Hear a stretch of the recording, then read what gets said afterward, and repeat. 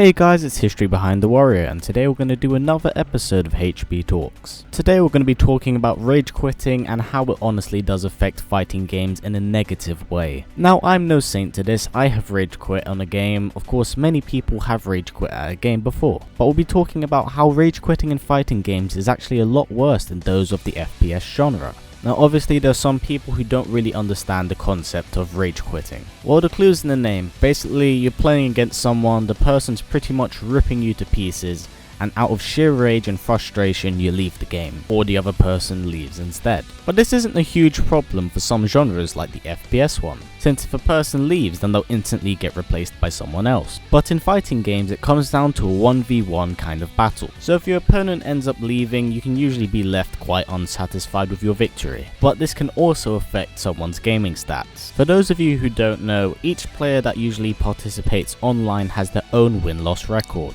and there are some people who really hold that record to heart. So they believe by rage quitting it's actually protecting their record, which is just really stupid. Now there are some games that have a punishment system, such as Mortal Kombat with its quitalities, but there are some games that haven't actually incorporated this, which is very shocking. A very famous example of this is actually Street Fighter V. Now I understand they're creating like a penalty of sorts to fight against people who are constantly rage quitting, but it should have been in the game from the very beginning, and I'm glad something's finally been done about this, as it needs to punish bad players. Now if you're going online in a fighting game, you are unfortunately gonna lose, there's no denying that. But in saying that, always learn from your losses, as maybe if you're doing a player match against someone, you will learn from your mistakes. And besides, hey, it's a video game, man, come on. I believe people that rage quit a lot in fighting games should deserve very harsh punishments, such as a timed ban from a certain game mode, as I guess this will kind of encourage them to not rage quit as often. But regardless of what I say here, rage quitting will always happen in every single genre. I just hope game developers actually do have punishment systems against these, because it's very irritating. And this is one of my own personal rants with fighting games in general,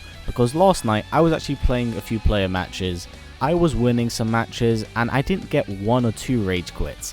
I got 5 rage quits in one sit down session. So I more or less got 5 rage quits in 1 hour, excluding the very colourful messages those people sent me. Now for me, I do love making people rage quit. It's kind of like a weird satisfaction to know that I angered someone that much over Xbox, that I somehow made you want to quit doing something. But in saying that, it is very unsatisfying in many aspects to know that someone could not handle 2 rounds of punishment. And it's not like I play someone like full auto Jackie Briggs. I play with Cyrax, I play as all of the 3 variations of the Triborg. So it's not like I'm sticking them at full screen with Sector and constantly bombarding them with missiles. But I guess that's more of my own personal rant against people who kind of rage quit. And that's really it for this episode, guys. I was originally going to be talking about the state of Street Fighter V upon its release, but after last night's few games, I kind of realized that I wanted to talk about this, as I'm quite heated about the people that just continuously rage quit. But it is very satisfying to know in the back of my head I made someone that salty. But as always guys, put in the comments below what you'd like to see for the next episode of HBTalks, whether it be about how high the difficulty curve is for a game,